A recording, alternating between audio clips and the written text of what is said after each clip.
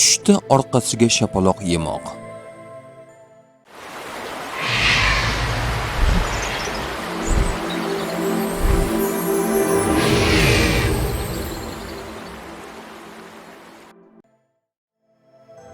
Ibn Sirin aytadiki, tushda orqasiga mo'y chiqqanini ko'rsa, qarzdor bo'lishiga ishoradir.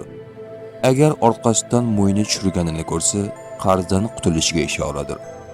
Agar tushida kimdir orqasiga shapaloq tushirganini va ship chiqqanini ko'rsa, unga ham, uning odamlarga ham foyda yetishiga ishoradir. Agar notanish bir odam orqasiga tushirganini ko'rsa, begona odamdan foyda olishini bildiradi. Kirmoniy aytadiki, tushida kimdir uning orqasiga shunchalik ko'p shapaloq tushirganini va u yerdan qon oqib chiqqanini ko'rsa, bir kishi bilan tortishishini va unga ziyon yetishini, agar tushida orqasini yirtib yuborganini ko'rsa, ayoli unga xiyonat qilishiga ishoradir. Agar orqasidan qon olayotganini ko'rsa, sotib olgan biror narsasiga vasiqa yozishiga ishoradir.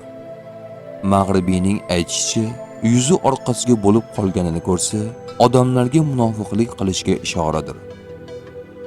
Tush ta'biri bashorat emas, barcha narsani bilguvchi yagona zot Allohdir. Ko'rgan tushlaringiz ta'birini bilmoqchimisiz? Unda kanalimizga obuna bo'ling.